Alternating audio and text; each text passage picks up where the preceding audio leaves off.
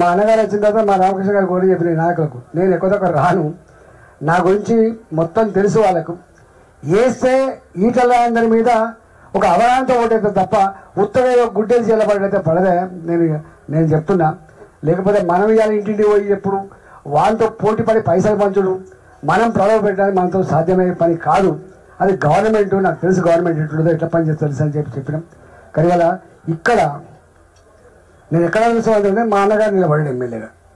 సరే మా అన్నగారిని ఆశీర్వదించకపోయినా నాకు మా అన్నగారి కంటే ఆయనకు 12,000 ఓట్లు మైనస్ వస్తే ఆ 12,000 కలిపి ఇంకొక 17,000 16,000 మెజార్టీ ఇచ్చి దాదాపు 28,000-29,000 మెజార్టీ ఇచ్చి గెలిపించినటువంటి నియోజకవర్గం కంటోన్మెంట్ నియోజకవర్గం ఇది.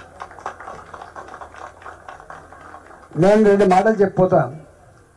నేను రాజకీయాల కొత్తగా చాలామంది పెద్దలు మాట్లాడి 4 ముఖ్యమంత్రులతో కొట్లాడిన చరిత్ర ఇప్పటికీ మీ యూట్యూబ్లలో కొట్టగానే వస్తుంది. ఈటల అంటే ఎవడో పెద్ద పెద్ద ముఖ్యమంత్రులు అన్నాడు, ఇంకా 12 పర్సనాలిటీస్ వాళ్ళు.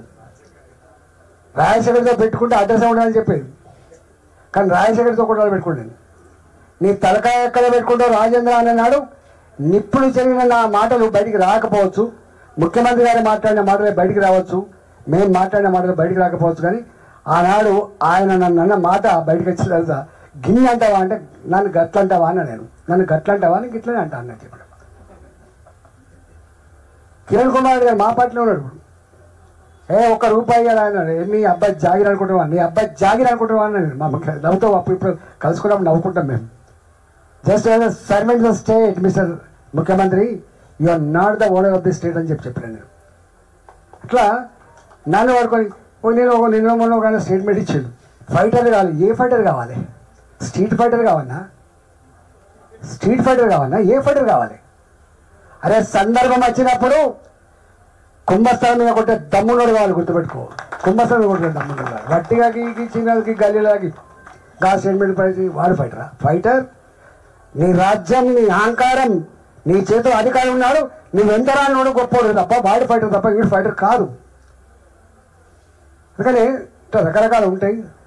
మాలాంటి వాళ్ళం ఊరికే మాట్లాడాం మేము, మాలాంటి వాళ్ళు ఊరికే మాట్లాడాం. సందర్భం మాత్రం జయజమ్మతో కొట్లాడే సత్తా ఉండడం మేము. ఇవాళ ఈ ముఖ్యమంత్రి కూడా కొట్లాడేది మేము. ఇచ్చిన హామీలు అమలు చేయకపోతే నీ సంగతి బిడ్డ అని చెప్పి కొట్లాడేటువంటి బాధ్యత నాకే ఉన్నట్టుగా నేను భావిస్తున్నా. డెఫినెట్గా పనిచేస్తాను. రెండవది కంటోన్మెంట్. డెఫినెట్గా ఇప్పటిదాకా ఒకరు గుర్తు చేశాడు, నీ రాష్ట్ర ప్రభుత్వ నిధులు కేంద్ర ప్రభుత్వాన్ని ఎవరు జాగీరా? అరే జాగీర్ తెలంగాణ ప్రజల జాగీర్, ఇది ప్రజల జాగీర్, ఇది ఎవరి జాగీర్ కాదు. ఇది ఆఫ్టర్ ఆల్ రాజ్యాంగబద్ధంగా సంక్రమించబడ్డ నీ కార్పొరేటర్ పదవి కావచ్చు, ఇవాళ వారికి వచ్చినటువంటి ఈ కంటోన్మెంట్ వైస్ చైర్మన్ కావచ్చు, వచ్చిన ఎమ్మెల్యే పదవి కావచ్చు, వచ్చిన ఎంపీ పదవి కావచ్చు, ఇవాళ వచ్చిన ముఖ్యమంత్రి పదవి కావచ్చు, వచ్చిన ప్రధానమంత్రి పదవి కావచ్చు, రాజ్యాంగబద్ధంగా ప్రజలు ఆశీర్వదిస్తే వచ్చిన పదవులు తప్ప నీ జాగీర్లు కాదనే విషయం మనం మర్చిపోవద్దు. వీళ్ళందరూ కూడా ప్రజల ప్రాపర్టీకి, ప్రజల ఆస్తులకు, ప్రజల రక్షణకు కాపాడాలి మాత్రం తప్ప వీళ్ళు ఓనర్లు ఎప్పుడు కాదు, గుర్తుపెట్టుకోండి. We are not beggars, we are not beggars. ఓట్లు అడుక్కుంటాడు బెగ్గర్, ప్రజల బెగ్గర్లు ఎప్పుడు కాదు, గుర్తుపెట్టుకోండి. మనం రాజరికం కాదు, ఇది 50 ఏళ్ళ కోసం, 100 ఏళ్ళ కోసం, 5 ఏళ్ళ కోసం ఇస్తాం. నువ్వెంత గొప్పడివైనా నా గుడిసెకు పోయి కూడా నువ్వు దండం పెట్టాలి, గుర్తుపెట్టుకో. నా గుడిసె పోయి దండం పెట్టు. That is the beauty of the democracy. అందువల్ల ఇవాళ ఎవరు నాకు పదవి వచ్చింది, నేను ముఖ్యమంత్రిని, నేను ఇదాన్ని చెప్పి విరవిగే సిస్టమ్ నడవదు. 100కు 100% నాలాంటి వాడు అంత ఈజీగా వదిలిపెట్టాడు కాదు. కంటోన్మెంట్ బోర్డు మీటింగ్ పోతా, పక్క మున్సిపాలిటీ మీటింగ్ కూడా పోతా, జిహెచ్ఎంసీ మీటింగ్ కూడా పోతా, ముఖ్యమంత్రి సభకు పోయే హక్కు లేకపోవచ్చు కానీ ముఖ్యమంత్రి గారి దగ్గర కూడా పోతా.